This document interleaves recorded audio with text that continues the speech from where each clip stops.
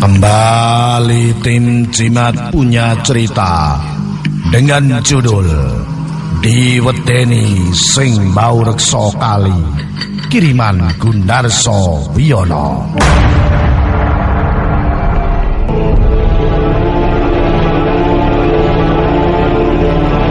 Wis sawetara suwe Darso tenguk-tenguk ngenteni koncone sing kang senan arep mancing menyang Kali Praga.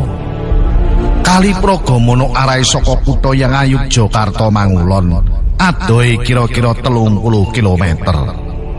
Sakwise meh setengah jam nunggu kanca sing diantu-antu Darso teka numpak sepeda montore Yamaha tahun 85. Dheweke banjur njagang sepeda montore ning pelataran nuli jumangkah mlebu menyang omahe Darso. Orane suwe ngenteni, iki mau lagi ana perlu sedidik. Ya, ora dadi apa. Wis kok siapke apa durung apa rampene kanggo mancing iki mengko? Aja lali nyangking wedang kopi lan sangu rokok ben cangkeme ora kecut. Kandhane Darso mangkono. Wis cemepak kabeh. Ayo nang budal aku wis nggawa rokok 2 pak e. 2 pak kuwi 2 bungkus, yen sak bungkuse isine 12 ler tegese 24 ler. Cukup wis kanggo mancing nganti tengah wengi. Ucape Darso semangat.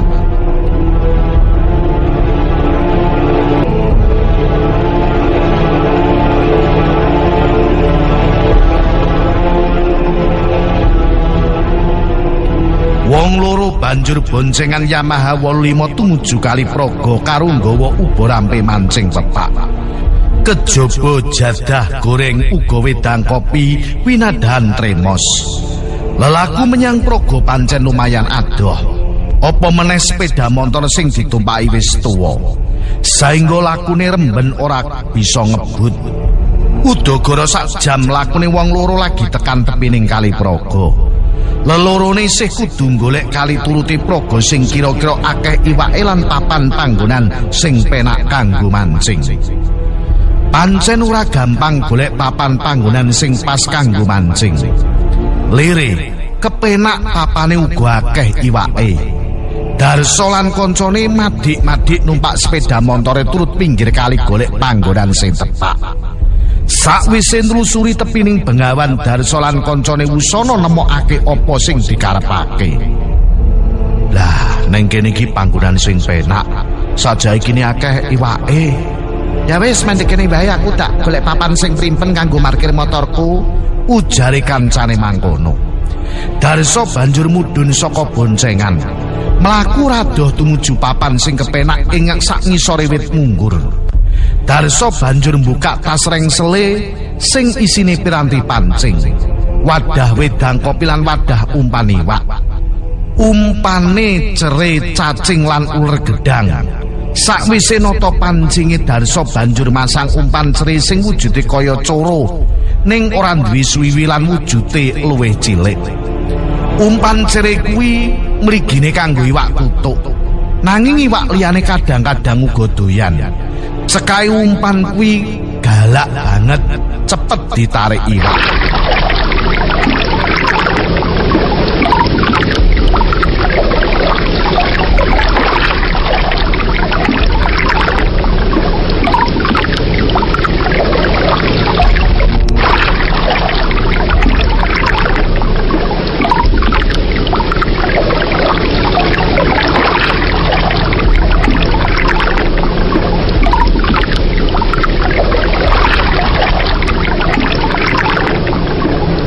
Dene koncone Darso isih golek-golek papan sing penak kanggo mancing. Dheweke oleh nggon sak cedhake brengkalan watu tilas tugu tapel wates antarane desa siji lan sijine. Kurang cetha geniya tugu tapel wates desa iku dirubuhake. Dheweke banjur lungguh ning buk semen karo ngetokake ubo rampene pancing lan sangune. Gawane padha persis karo duweke Darso. Kancane Darso banjur muncalake pancing ing tengah kali. Ditunggu sinambi udut sedal sedul. Ora lali nyeruput kopi karo ngedepi jadah goreng.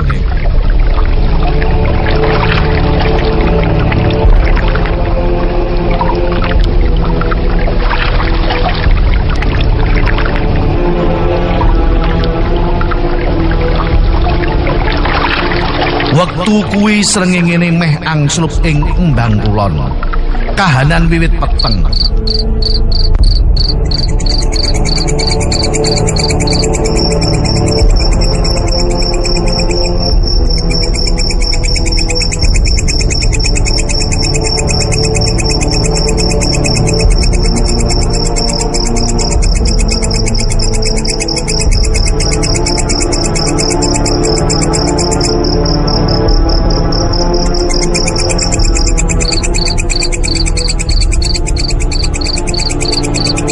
Darso sing posisine rada adoh karo kancane dumadakan pancinge krasa digondhol iwak.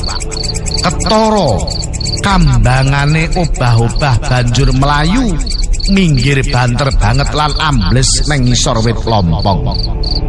Darso agi-agi nyendal pancinge. Iwak kutuk salengen gedene kopat kapit ing pancinge Darso. Aku lek kutuk lumayan gede jan elok tenan. Anggone gondol pancingku. Darso bengok seru saking senenge. Koncone Darso mung nyawang saka kaduan. Batine ewa Darso entuk kutuk gedhe sebab wis suwe pancinge dhewe ora digondol iwak. Lagi wae ngudarasa ujug-ujug pancinge koncone Darso uga digondol iwak. Nanging iwake polah ogel-ogel satemah ucul maneh saka pancing.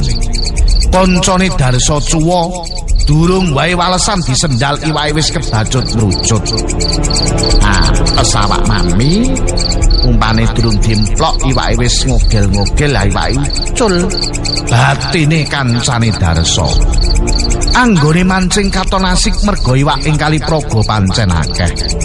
Ngancik tengah wengi Darso lan kancane oleh iwak lumayan, kepise kebak. Saking katreme mancing nganti ora krasa wancine sangsaya gremet nyedhaki lingsir wengi. Udakara jam 12 dumadan ana watu dibandemake menyang tengah kali ora doh saka papane Darso lungguh.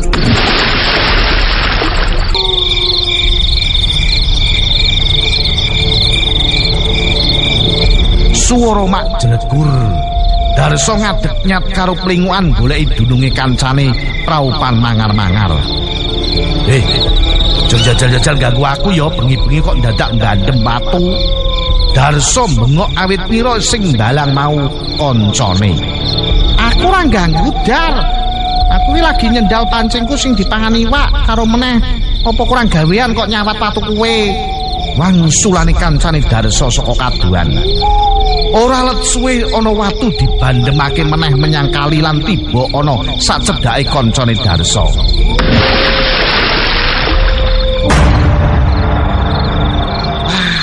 Iki mesti gaweane Darso bales bandem watu. Mongko aku ora bandem watu dheweke. Wis ben wae engko yen daru-aru mundak saya nesu. Kancane Darso grundelan dhewe. Darso dhewe ora mingset saka papane pancing. Isih tetep ing ngisore wit munggur. Malah dadan gitoke krasa mrinding. Wulu-wulu ing tangane jegrak. Saka sak ndure wit munggur keprungu swara krosak-krosak banjur tiba mak gedebluk. Kaya ana swara karung isi watu tiba ing cedhake Darso. Darso njumbul. Dheweke mas padhake barang ceblok kuwi. Nalika Darso isih ndlongot dumadakan barang sing dikira karung iku obah-obah ngadeg. Saya suwe saya gedhe lan dadi wewujudan gegirisi. Mripate mencereng untune mringis ngaturake siunge kang lancip-lancip. Weruh wewujudan sing ora sebaine cepet-cepet Darso nyaut rangsele lan geret pancinge. Dheweke melayu sipat kuping marani kancane sing isih ketungkul mancing. Ayo mulai, aku wedi. Kandhane Darso ngos-ngosan tanganan sikile katon gemeter. Kenapa, Dar? Kok sajak keweden? Pero apa? Ngomong sing cetha. Sarene atimu dhisik. Ki ngombe kopiku. Kancane Darso ngiling kopi saka termos banjur diulungake Darso. Kanthi ambekan isih melar mingkus Darso ngombe kopine kancane. Sawise sareh atine dhewe banjur nyeritake kahanan sing mentas wae dialami. Sajake aku dimungsuhi dening demit kang daur sawit munggur kae. Ora lelo aku mancing no kene. Ucape Darso mangkono. Krungu critane Darsa kancane melu merinding. Mripate ngulati pernahe wit munggur sing mung katon ayang-ayang ireng. Praupane pucet. Dheweke agi-agi ngukupi piranti mancing lan ngringkesi barang-barange. Ya wis, ayo mulai wae. Ning tak kukutane dhisik uga rampene mancing iki, mumpung demite durung muring banget marang awake dhewe. Doblaine awake dhewe ora bisa mulih. Kandhane kancane Darsa bubuh. Darsa lan kancane agi-agi marani sepeda motor sing disingitake ing grumbulan. Mesin diurupi, gas diuntir banjur ngeblas saka sak pinggire Kali Praga. Lakune mbandang tumuju Jogja banjur mulih menyang omahe dhewe-dhewe.